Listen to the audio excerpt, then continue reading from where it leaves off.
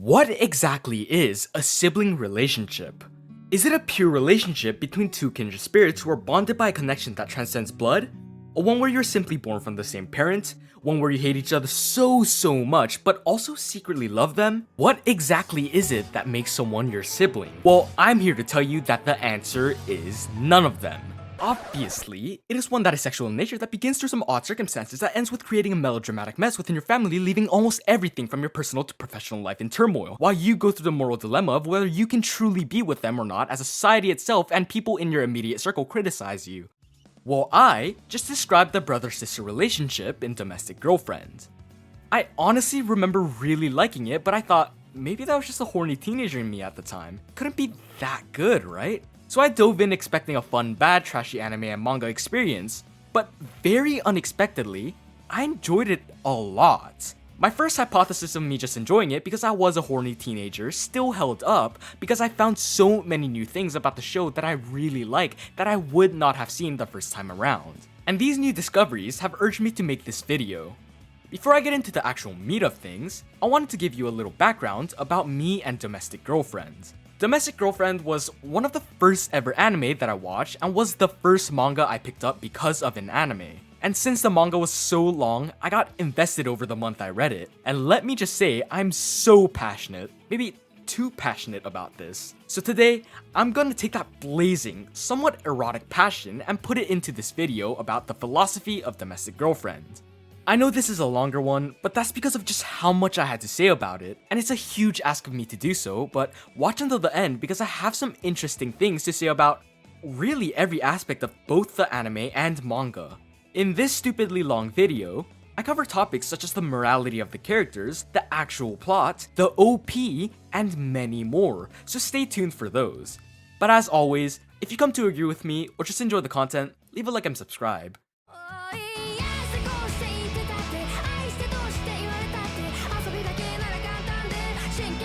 To talk about it, we first need to know what Domestic Girlfriend even is. Domestic Girlfriend is a 2014 harem ecchi drama manga by Sasuga Kei with an anime adaptation 5 years later.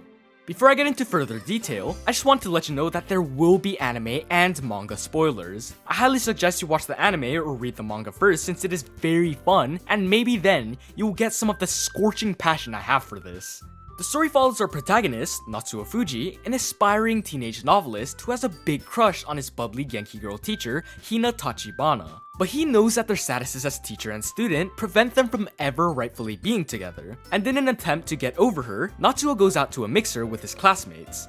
During the mixer, Natsuo meets Rui, a stoic, seemingly cold girl who unexpectedly asks Natsuo to sneak out with her and have sex together. She makes this request for the simple reason of curiosity, and Natsuo agrees to try and forget about Hina. After they do the deed, they plan to never meet again. But unbeknownst to Natsuo, his dad will finally get a remarriage after his wife tragically died 7 years prior. However, the remarriage will come with two new stepsisters, Rui and Hina Tachibana.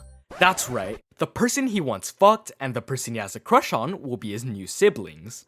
Now, you might be thinking, what the? This plot sounds terrible! And to those who are thinking that, yes, I agree. If I heard a story where a guy has a crush on a teacher, pounds a girl, and becomes family with both of them and creates a melodramatic mess within the family by getting with not just one, but both of them at some point, a hentai would be the first thing that comes to mind. And hear me out now, but I honestly think that the sibling romance thing is kinda acceptable here. It's not like they're saying, oh boy, she is my sister and I love fucking my sisters. It's more along the lines of, I already had feelings for this person and had an awkward relationship with this one, and now by circumstance, they happen to be my sisters. And I do absolutely think that this anime is trashy from a romance point of view, but a certain something makes it really stupidly good. Like, Jesus, I hate this anime and I have my fair share of qualms with the ending, but strangely enough, I love it just as much, if not more. Like a sibling almost. No, not the Domestic Girlfriend type sibling, but you know what I mean. To be completely honest, the only reason I ever finished this when I was younger was because I was horny. The horny, shameless plot was perfect for a teenager with raging hormones that make him desperate for some big, curvy anime titties that go boing boing every 5 minutes.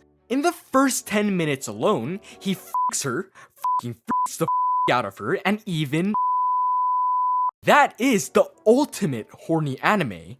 But when I watched it again recently, a tiny bit more mature, I continue for a different reason. I wanted to know how they would, or even could pull this off, and I got the answers pretty fast. The characters are actually deep and well written. Many people, too many people, think that the show is just another horny stupid wish fulfillment-y harem. But that is only because they themselves are too immature to look past the objectively horny stuff. Once you are able to look past your personal biases saying if it's horny it's bad, you will pretty clearly see that all of the characters are in fact really deep. And speaking of horny, I think that sex was represented very well in the show with a sense of maturity that you don't get from anything else. You come to find out that Rui made that initial request partly due to wanting to find out what it's like, but mostly because she felt that she would become an adult because of it. Hina, Rui's older sister, is going through a lot of stress because she is having an affair with a married man who also once taught her. And when Rui tries to help out, Hina dismisses her, saying things like, "A kid like you won't get it," and other things of that nature to use her age as a barrier. Because of that, Rui wanted to do something to make her an adult. And yes, the sex scene was sexualized, no shit, it's a sex scene. But even with all the apparent kissy sexy bouncy bouncies, it still wasn't intimate. I mean, they are strangers after all, and I really, seriously thought that the scene was deep. Saving the day on a white stallion and banging the chick isn't always this final and conclusive goal that it is for many shows, Western and Eastern. It's often just a thing. And this show does a really good job in getting that naive notion out of the way. Especially because the real intimate, pure spice comes later. They set the groundwork pretty early on that the act of intercourse itself isn't the thing that is intimate and special, but is actually the feelings behind it.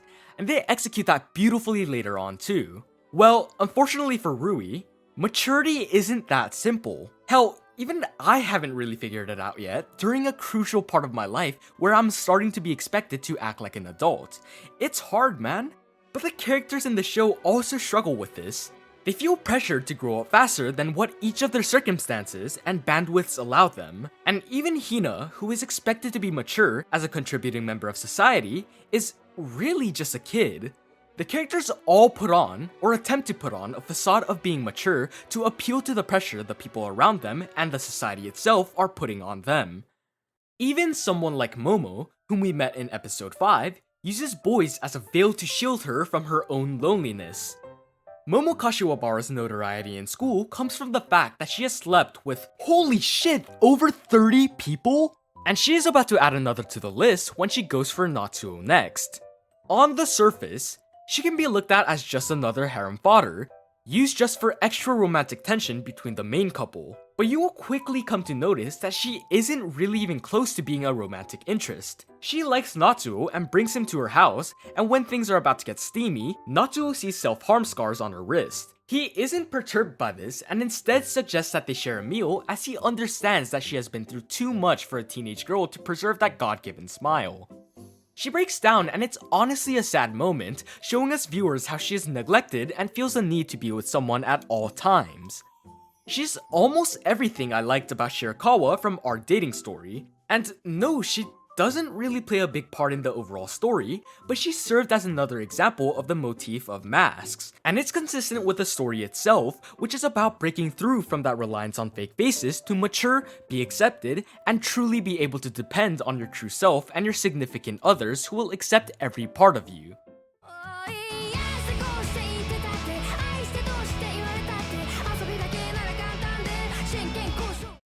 I think even the OP, Kaoki o Ameku by Minami, portrays that well.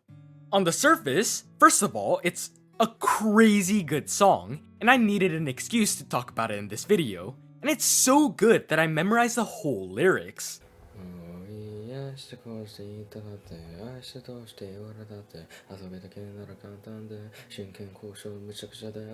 I've also never said that I was good, but the visuals are good, unlike my singing. The visuals are a real jumbled mess of things you don't really understand at first glance, from the hectic camera movement to the seemingly random piano girl to the movements of the water. Everything is wild. Even the seemingly tranquil water, showing occasional serene ripples, has this hint of uncontrolled wildness that is reminiscent of the characters' hearts. We then see someone, specifically Natsuo, drowning in that same water with that same eerie sense of tranquility being disrupted as someone plunges her hand in it. We then cut to the two main heroines, Rui and Hina, and are shown a little bit about their psyches, in just those few seconds. They shift from a desaturated monochrome representing their true feelings of grayness in everything in their life to a vibrantly colored version of that same picture symbolizing the faces they show to the world. However, we see that they seem somewhat distressed in those still frames. This represents how they are perceived by the rest of the world, colored, happy, vibrant. But we who are close to them because we watch the show also know that there is something wrong about them. Then, we see what exactly the two are stressed about when they are texting Natsuo and showing concern for an unknown reason. Rui's text reads, "Daijoubu? Nanika atta? Watashi matteru kara ne," which translates to, "Are you okay? Did something happen? I'll be waiting, okay?" And I really appreciate the extra detail to their facial expressions because Rui, as a stoic person who doesn't express emotions often, still has that emotionless face which is consistent with her character. And Hina is more visibly worried, being the more social type, as we see her text reading, "Saki ni tsuita yo, machiawase basho atteru yo ne, nanika atta, daijoubu," which translates to, "I arrived a while ago, I'm at the right place, right? Did something happen? Are you okay?" Both are pretty obviously concerned, and the two other girls, Momo and Ashihara, also show that same concern. We're shown Natsuo drowning and starting to suffocate, and as the chorus hits, all of the girls start sprinting towards him while their still monochrome reflections are hesitant and fall behind. Again, those monochrome depictions of themselves represent their true inner feelings and morals, but their bodies act otherwise and ignore those hesitant feelings as the person they love is waiting for them. I would also like to point out that while Momo and Ashihara's reflections stop, Hina and Rui don't even have one. This shows that they have almost lost all sense of self to go to Natsuo. That is a really extreme reaction from them, but they are also the two that are deepest in the hopeless pit called love. So deep that they're willing to throw everything away for a single man, and that is the kind of stuff this show deals with. Their immature, rash decisions fucking shit up, and how they learn from those mistakes to not fuck shit up any further. And as we see them physically crossing that line of the vibrant colors to the desaturated ones, they're finally sure about one thing, hence their colors returning. They're sure about their love for Natsuo, even in the uncertain grey world that they must endure to do that. And that final pan out to the big city and their small bodies that even I almost missed, is just a perfect final touch to represent how many struggles they must go through in that uncertain grey world. And finally, we see someone grab Natsuo's hand to accompany him through that same world. I would like to propose the possibility that the person that grabs his hand isn't actually pulling him out, but is in fact going in with him to accompany him through whatever struggles he faces. That would also be more consistent with the other time to go into the water. Even the lyrics to the song that follows this masterpiece of an OP has a similar meaning and tone, but I won't bother you too much longer with that because we still have quite a bit to go. The song is about a melancholic heartbreak and the troubles that come with messy relationships and personal insecurity, but if you want a more detailed translation, I'll link one in the description for you to check out. Well, I really need to get back on track. That was like a whole pseudo what's in an OP I just did, even though that isn't the main point of the video. But that just goes to show how deep the show is and how much there's to talk about. The characters all have multidimensional conflicts that don't have simple binary answers. And those conflicts move the plot in a way that is more than just the youngins are stupid. Natsuo's problems consist of many intricate nuances that make the solution more complicated than don't be stupid. Let me get this out of the way. Natsuo is an idiot and naive, but also young. And typically, I don't like to use that excuse for moving the plot. Because being young isn't an excuse for being stupid and a jerk, especially in a romance setting where you are meant to cheer on the protagonist. But like I said earlier, I don't think this is a romance. Even the way the plot points are set up are supposed to make you feel as uncomfortable as possible. From the licentious teenage libido and uncontrollable lust, which is often disguised as true love, to shit like the age gap between Hina and Natsuo, and even Hina's affairs. Why would they set things up to be intentionally discomforting if it's supposed to be a heartwarming romance? It's because it was actually supposed to be a coming-of-age story about the struggles the characters will eventually face due to their odd circumstances. That's the reason I saw a lot of similarities from this show to Oyasumi Pun Pun. Now, Poon Poon is obviously way more extreme to the point that I can't really even recommend it to those of you who struggle with heavy topics. Seriously, think of any serious, heavy topic and Oyasumi Poon Poon probably tackles it at some point. But that manga was seriously unsettling. The cruel fictional shit that the characters have to go through are all things that could be reality for another. And I can't justifiably root for any of them because all of them were wrong or wronged.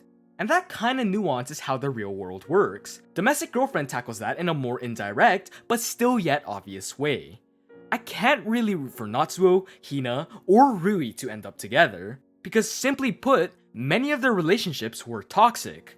But I 100% wish for all of them to find true happiness and stability in their unstable lives. I honestly hated Natsuo as much as I hated Poon Poon, but Natsuo actually started to mature and therefore had growth and development. I disliked Hina too. She was supposed to act as a role model for those children, but due to her own shortcomings, she failed both them and herself. The actual story didn't even try to glorify their relationship. It was portrayed uncomfortably, and it objectively kinda was. And she paid the fitting consequences for that. She left the family and moved to a different part of Japan. That was a true definite moment of beginning to grow, where she throws everything away, pays the consequences, and changes her attitude to be able to establish self-control and be apart with Natsuo even while being next to him. When she returns, she's finally the likable, mature adult that she should have been. It's ironic, because she was the one who was supposed to be the adult, but also the one who made the most immature mistake. And when she does come back later, reformed, she can now truly be the adult. She comes back and decides to devote her life to Natsuo as a caring older sister. Mind you, she still had feelings for him, but she is now able to have self-control. I also really appreciated the fact that they didn't needlessly sexualize their relationship when they actually had something going. Now obviously there was sexualization, it was a relationship after all, and relationships get intimate, but it wasn't needlessly horny, it didn't go all out gung-ho on the fanservice, and the sex was portrayed as naturally as possible in Domestic Girlfriend. Rui, who also showed naivete and dumb love-struck impulses, was hard to root for because she was too pure. I honestly wish her the best and really wish that she could get over Natsuo. All of us really know that being with Natsuo isn't the best thing for her, but we also want her wishes to come true. I don't want her to be corrupted through the hardship she will face if she ends up with Natsuo, but I also really want her wishes to come true. I was really torn by this and honestly didn't know what the best answer was. But a moral dilemma like that one shouldn't have a defined answer and should be subject for discussion. Kinda like in the real world. What political party is right? Milk or cereal first? I'm a milk first guy, fight me. Which quintuplet is best girl? I'm team Ichika, again, fight me. But there is no objective answer for any of these, and that's what makes all of the characters in Domestic Girlfriend feel so human. Because there are more than 1, 2, or even 3 answers to their problems. Because there are more than one way to look at them. They feel like more than characters on ink and paper or screen or however you consume media. Again, I really don't know what is best for Rui, but I also don't know what is best for myself, my family, my non-existent girlfriend. I simply don't. If there's one certainty in life, that thing would be uncertainty. And if there was 2, it would be that, man, I love Rui so much.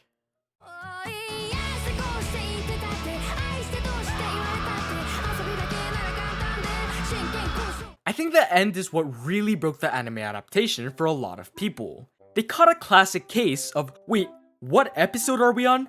Oh, you're lying, April, we need to end things quickly. Just shove everything in there now, syndrome. Hina and Natsuo get together, go on dates and stuff, get found out by Rui, has some drama with that, goes to a school trip where first of all they go to the beach, and then Hina and Natsuo again do the kissy stuff, but this time is found out by the school because they were in frame when a photographer was taking pictures of the fireworks, and obviously she gets in trouble and she is forced to transfer schools. Natsuo, who is devastated, starts to write his feelings away in a heartfelt dramatic story, wins an award for it, and Rui finally decides that she will not hold back on her feelings for Natsuo anymore and starts by trying to fuck him.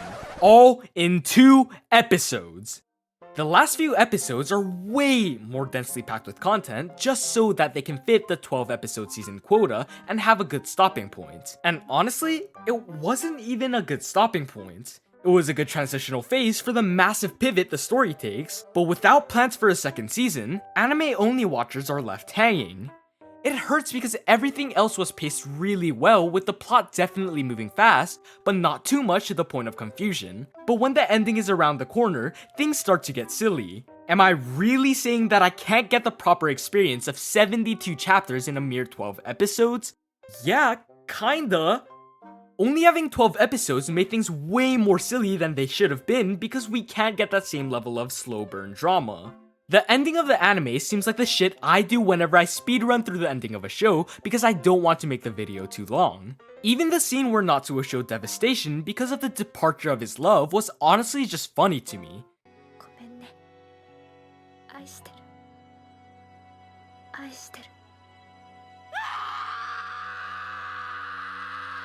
I know it was supposed to be an emotional scene, but I couldn't stop giggling at this out-of-pocket scream. Since this was a big turning point of the story, I too am going to be turning a little from here on out. I am of course going to be talking more about the manga, so once again, here is your spoiler warning.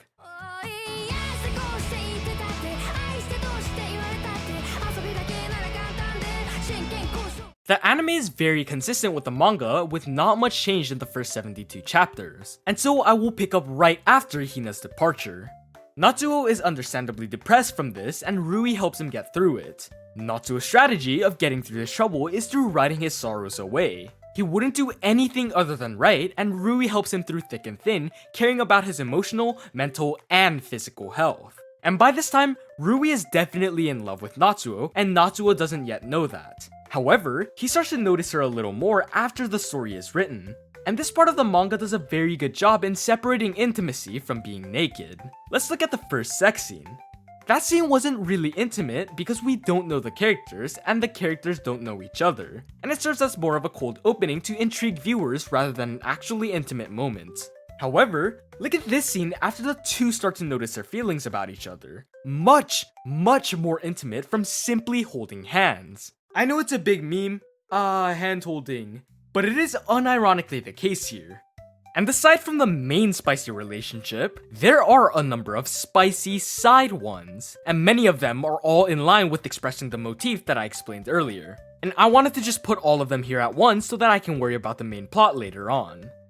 The first one I would like to mention is between Kiriya and Ashihara. Kiriya is a cool edgy sensei who is cool edgy sensei, and Ashihara is a shy quiet girl. Both of the characters are on the weaker side, but they still represented something nice. The two of them don't end up with each other, and they ultimately end up happy doing other things. There are an abundant amount of cases in the manga that shows the dangers of teacher-student relationships. Hina and Natsuo obviously didn't work out. Hina and her teacher also didn't work out. Kiriya's past student had a crush on him, and while he never reciprocates those feelings, he never shuts them down either. And because of that big mistake, the student gets the wrong idea and a scandal happens in between them, which forces Kiriya to transfer schools. So it's pretty clear that teacher-student relationships can't work. And when Kiriya learns from those mistakes and shuts down Ashihara clearly, they're both able to accept it and move on to live happy lives. There are a few more relationships within the Literature Club crew that consists of Natsuo, Rui, Momo, Kiriya, Ashihara, Ao, whom I'll get to real soon, and some of their juniors. The juniors all have some relationship things going on, and quite honestly, none of it really matters nor is it interesting. However, one of them likes Momo for who she really is and is able to get past those rumors. Those two eventually get together and live happy lives as, ironically, given Momo is part of it, the most wholesome couple. The final side plot I would like to mention is not a romance related one, but it's honestly still one of the most interesting ones that really helps Natsuo grow from that naive child to a man. Natsuo is an aspiring writer, and the piece he wrote when Hina left won an amateur writing award, which got him lots of attention from the writing community. Kiriya happens to be a really famous writer and therefore has connections with editors, companies, and fellow writers. But the important thing is that Natsuo meets a really famous author who takes him in as an apprentice. Togen-sensei is a mess of a guy and is sloppy in every way, shape, and form, but is also a genius writer. Natsuo learns how to research materials for his novels and as a result gets many life experiences while studying under him. For example, he meets Juri, a hostess at a bar. Juri has various insecurities ranging from failed personal aspirations to failing a loved one and being unable to make it up to them. She could never confront those lingering feelings and therefore always felt incomplete. Natsuo walks aside as she finally confronts those feelings head on, but when she finally does, it is revealed that she acted a little too late and that her loved one is no longer with us. And even though she is a side character that we won't see after this arc, this was really heart-wrenching. More than anything Your Lie in April could do in its whole story. From this experience, Natsuo learned the different circumstances people have and also how people cope and use masks to hide their troubles, and also the realism of the world that says that the world doesn't care about you nor will wait for you. It's not a big important event, but it makes his growth throughout the story consistent with what happens in his life and not random and out of nowhere. And like this plot, none of the other ones are relevant to the real story. I mean, I can tell you the main plot without mentioning anyone other than Rui, Hina, and Natsuo, but it wouldn't have as big of an impact, would it? Those side stories play the role of fleshing out the rest of the world to take the story outside of their immediate bubble. The world building for the show is weirdly good, because often, stories only ever care about the main cast, but this one incorporates many other irrelevant, but still impactful characters. For most stories out there, I would say that none of the side stories matter, as they rarely do anything for the plot, enjoyment of the audience, character building, world building, or really anything else. But for Domestic Girlfriend, they actually enhance the story through subtle world building and character building.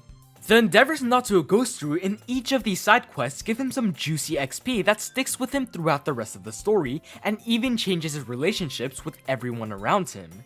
And while that is a gamified way of saying it, that is also how the real world works. You may not have a progress bar, but you still need to go out and do shit, make mistakes, and meet new people to gain the experience needed to be an empathetic, mature adult. And besides these few, there are countless other ones that further accumulate for the same clause. If I were to talk about all of them, this video will be twice as long, so I'll save us both the trouble.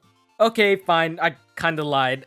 Let me mention one more because I love them way too much. Mari, who is the gay ex-Yakuza member and owner of the cafe who left the Yakuza to chase his dream of being with the person he loves even though his community frowns upon his sexuality. He helps everyone by giving good, mature, and logical advice that he got through the hard way of living life by himself. And I love this badass moment where he comes and saves the day with his sick gang because a girl who is a drug addict and is getting help from Natsuo steals some drugs and gets kidnapped for it and is in trouble. She was always the prettiest, hottest chick and other girls didn't take too much of a liking to that, so they put some stuff in her lotion that messed up her face. And then from there, ugly and scarred, her life goes downhill and eventually she turns to drugs. Oh yeah, and just one more. There's also the plot with Rui's dad coming back to resolve his issues with Rui's mom and Rui. She thought that they divorced due to adultery, but in reality, his business failed and he didn't want to financially burden his family and left on his own accord and now has a whole new family and life. When Natsuo goes to the shrine for the first shrine visit of the year, or Hatsumode,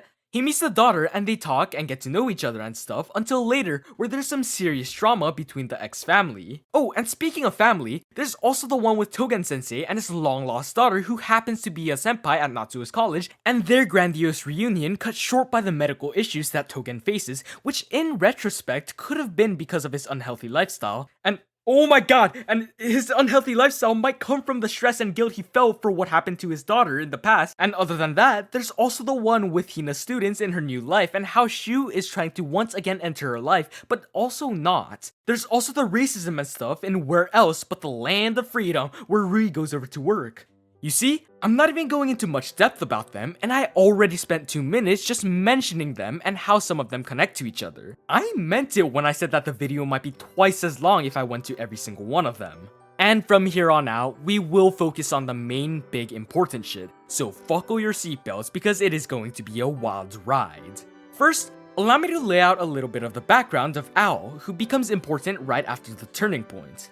Ao is a Japanese-American transfer student who falls in love with Rui.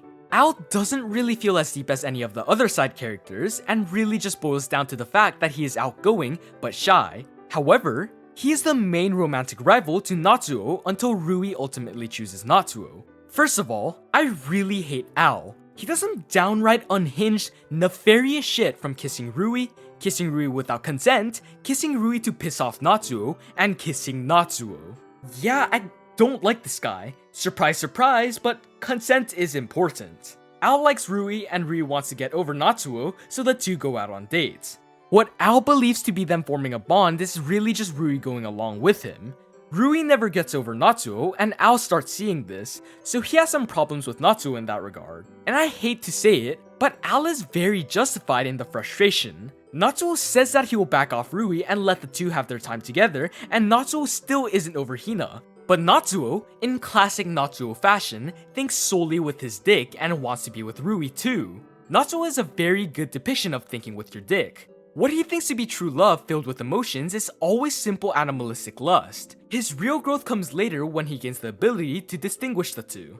Anyways, Ao truly confronts him in this and says that they will settle this in the school's culture festival. And no, it's not a duel at high noon, it's even more devastating. They agreed to let Rui choose who she dates.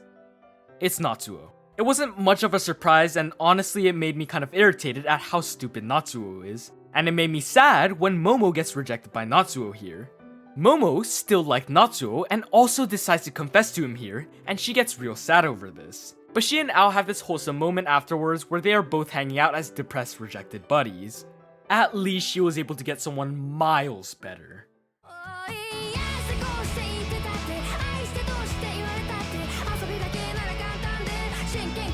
At first glance, the two's relationship seems wholesome and like a heartwarming intermission in between all of the melodrama. And while it does serve that purpose for the most part, what they had wasn't all that easy. They go through many trials involving their family, sex life, long-distance relationships, insecurities within, and many more that I am not mentioning. Many of these problems occur because the two are still young and naive, but they also struggle to communicate a lot of the time. And the reason I don't absolutely hate this about Domestic Girlfriend, but criticize it in other shows like Toradora, is because, again, the perceived genre. If this was just a story about them ultimately getting together and struggling to be happy, that would be just as much of a problem because the solution would be right there and simple: talk to each other. However, since this is about the youthful struggles of teenage lust and naivete, and about learning the intricacies of this dynamic, capricious thing called romance, it works out perfectly fine. You aren't exactly meant to root for them from the start, nor are they worthy of it. But through sucking at communicating together, and then learning from those mistakes, at the end of the day, they are ultimately able to go back to sucking each other. All of what I've been explaining is, quite simply, quintessential character growth, and Sasuga elegantly portrays that rather than the usual, oh, my characters grew suddenly because they are a little less stupid. Why and how? Because I said so. We don't see fast growth, nor is it even really defined a lot of the time. But before you know it, these once stupid kids are more than that. In the beginning, even around the time Natsuo and Rui get together, Natsuo is a spineless child that is arrogant in thinking that he is more mature than that. But by the end of the story, Natsuo is able to think with his head and heart, and also make decisions of his own. Now, the decisions themselves for all characters, as I'll get into later, aren't the best, but it's a step forward from being the unsure innocent child. And that is the first step to being a full-fledged member of the society. Having the ability to think rationally earns you the liberty of making your own choices. So, though not a splendid nor impressive one, they do take a grandiose step in their own way in making their own choices and paying the fitting consequences. In direct correlation to the realistic gradual growth of characters, the actual problems they go through are also portrayed in that same fashion. For example, the long distance thing I mentioned. That happens because Rui goes overseas to work at a restaurant to pursue her culinary career, while Natsuo remains in Japan to pursue his career of writing. The disputes that ensue due to the physical distance between them also separate their feelings, causing an emotional gap. From things like not wanting to hinder their already busy lives by being too transparent about their own ones, to simply having other shit going on in their lives that takes time and energy, though all minor in the grand scheme of things, creates the realistic, simple, yet disastrous abyss in their relationships. And when they finally rejoice and have sentimental and intimate moments, their intimacy is further hyperbolized by the contrast of their rough times. I can't emphasize enough how much growth they have over the 200 chapters dedicated to them. I also love the fact that things actually happen and that there are consequences for their actions. Many romances have unnatural status quo resets in order to prolong the story and make more money, but Sasuga writes in a way where no action is ever wasted, and even the stagnant periods of everyday regular life helps to build the story.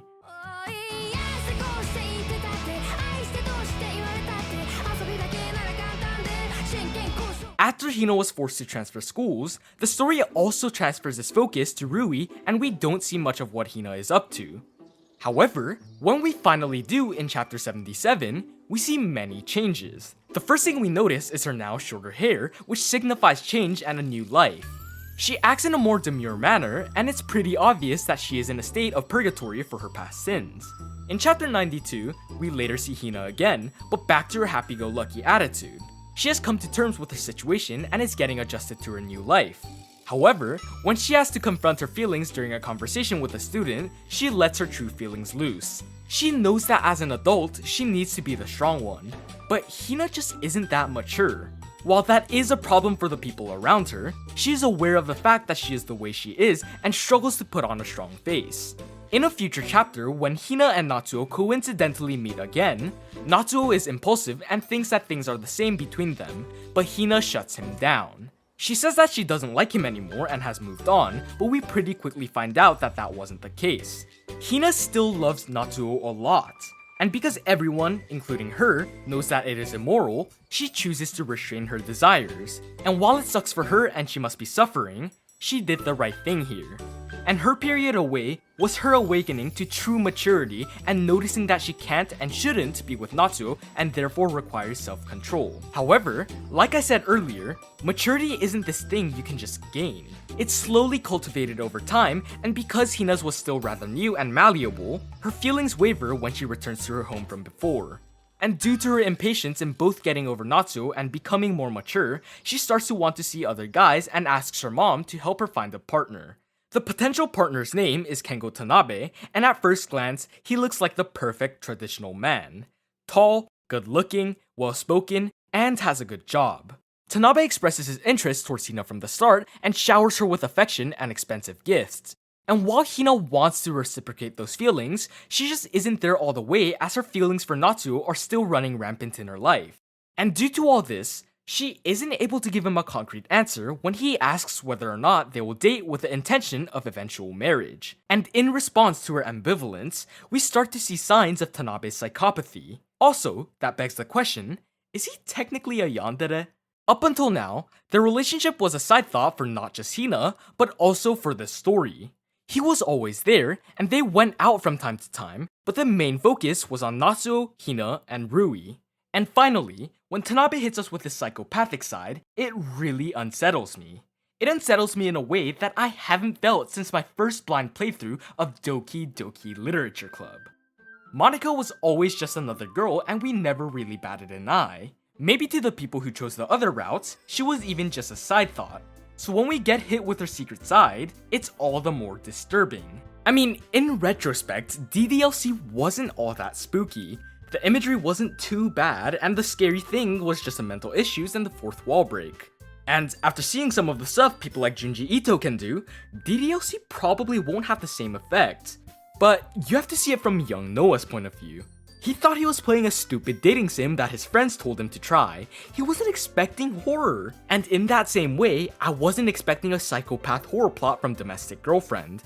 So even though DDLC isn't peak horror or anything like that, the relative effects it had on me at the time was one of the greatest. Actually, it might have been the greatest because when I'm reading Junji Ito, I'm at least going to be expecting horror, taking away some of that horrorness. You know what? I'm gonna say it. Doki Doki Literature Club is my favorite anime.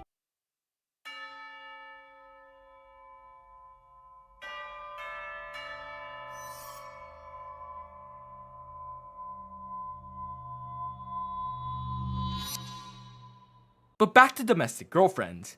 Hina is obviously creeped the fuck out by this whole exchange, and Tanabe starts to do more despicable, stalker-like things. And when she finally takes action and gets him banned from her workplace, which he visits often, the guy snaps.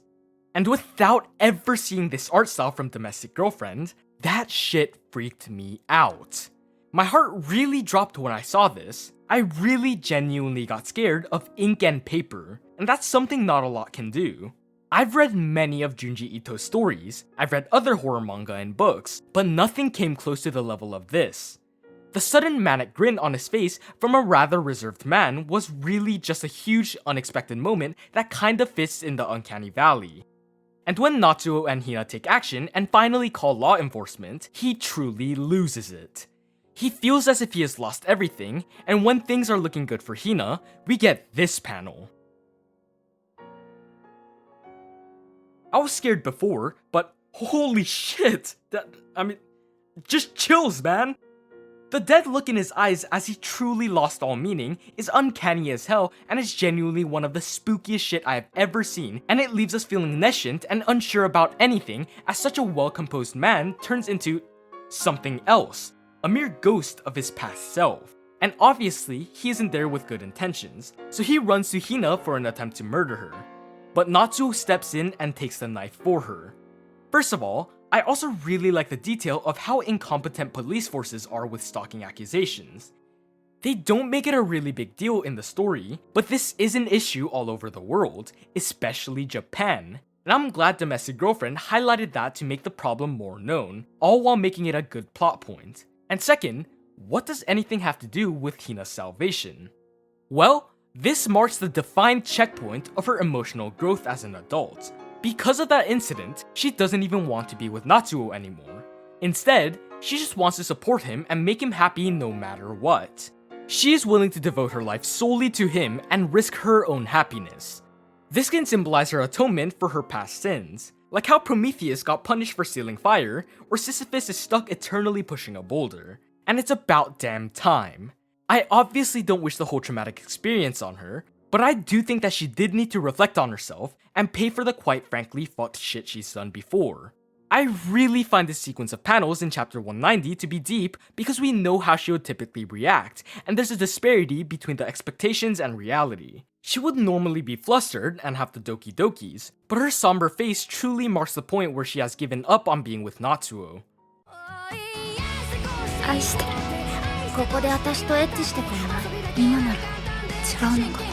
Now that we're in the final stretch of the manga, there's going to be one more major arc.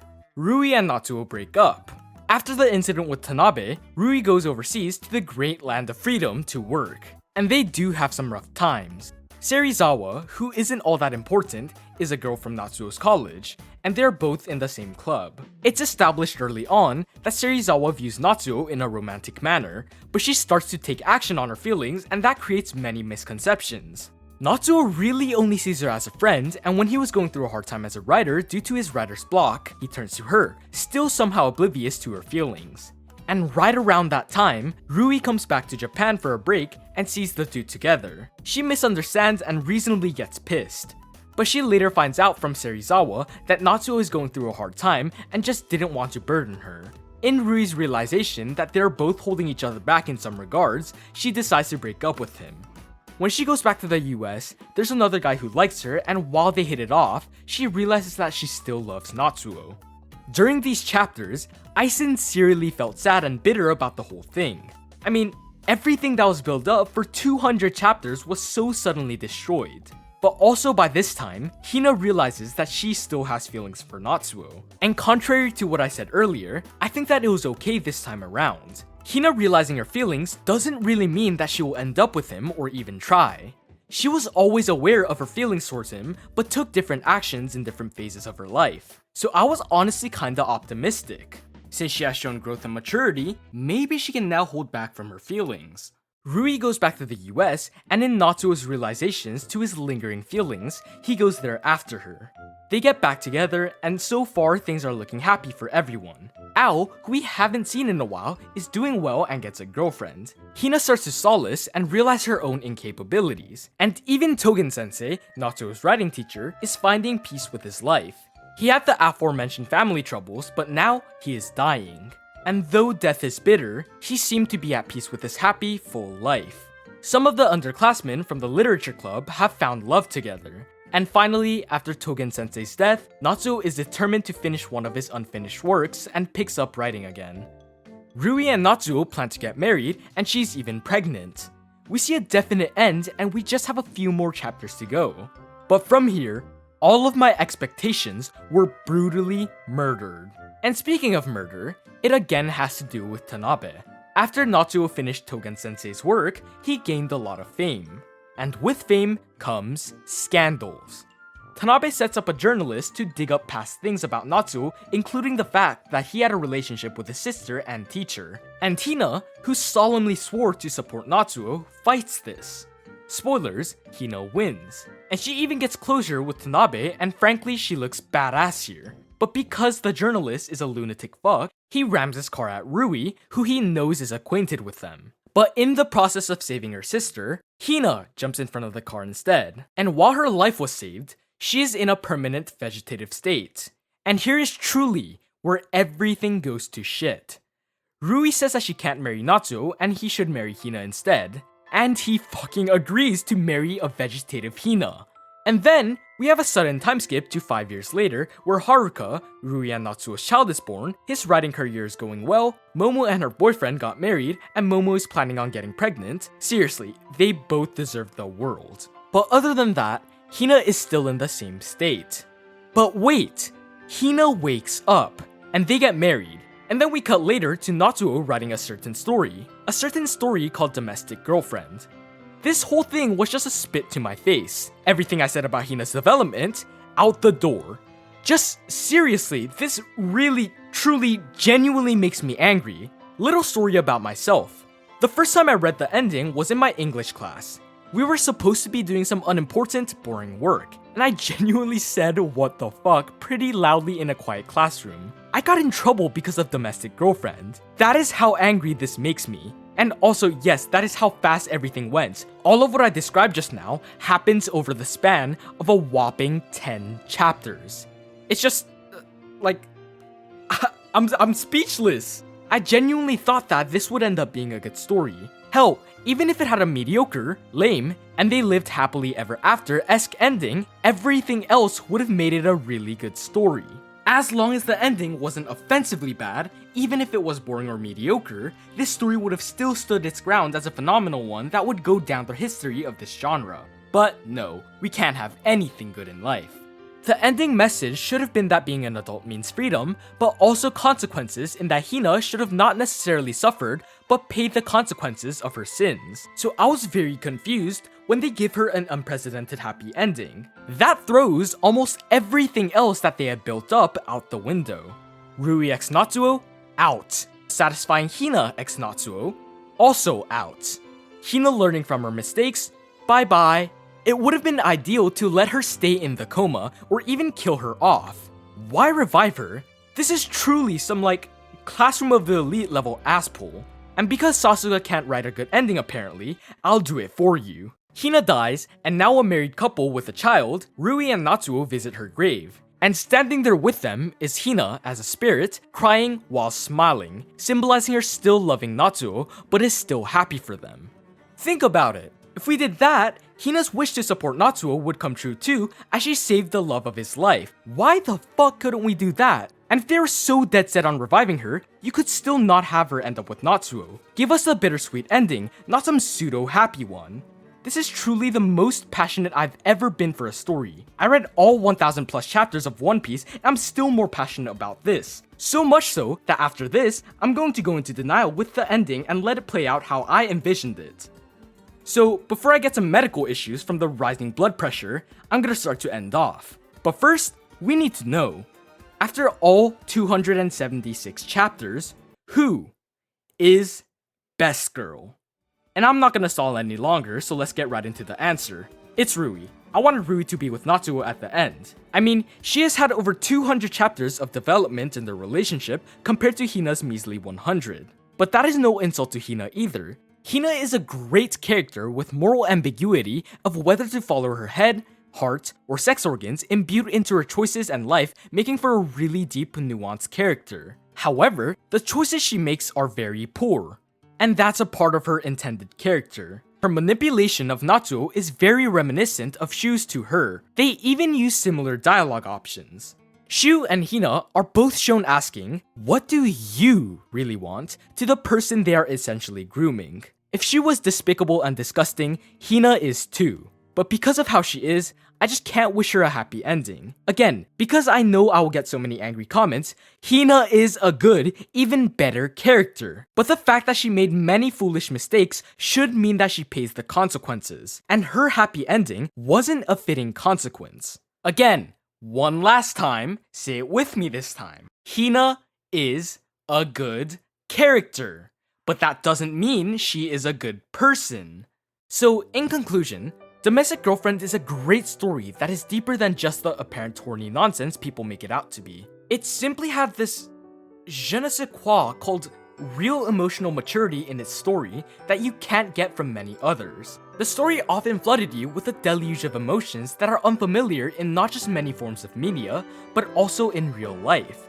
The world building through the many side plots makes its world seem real rather than a bubble of just the main characters. The characters all have humongous amounts of growth in every way, shape, and form. I truly became attached to every single one of the characters, but the ending was bad. And I'm just gonna leave it at that before I go on another tangent about how goddamn terrible it was because of the insane lightning fast pacing, ass poor resurrection of Hina, and okay, I need to stop. This show really explores teenage life and sexuality well. From the arrogance of Natsuo thinking that he is way more mature than he is, to the iffy morality of his relationships with his stepsisters. Every one of the major themes seemed human. And it's super trashy, if you look at it from the romance perspective, don't get me wrong, but this story was more than just that. It was about the hardships of teenage immaturity and each character's efforts to use a mask in one shape or another to fake it until they eventually make it. There are many deep philosophical questions that are posed due to the ambiguous and messy nature of love. But yeah, really, thank you guys for watching. This was actually supposed to be my first video ever, but I dropped it because I realized I couldn't do it justice. But now, with a little more experience, though I still have a long way to go, I decided to tackle it again. And one more thing. With summer break around the corner, I will have a lot more time on my hands. It's been really hard for me to have a social life, game, actually watch anime and read manga, do schoolwork, and put out a video weekly. But now that I will have more time, there might potentially, no promises though, be more frequent uploads. But at the very least, you can expect better, higher quality videos than ever. Truly, thank you for all your support this whole time. I started off as a zero viewer Andy just about 4 months ago, and it's crazy that I've even made it this far. I can't possibly express my gratitude enough. Anyways, I've talked long enough for holy moly guacamole, how long? Anyways, my name is NoahBoahCoah, Team Rui, assemble! And thank you for watching.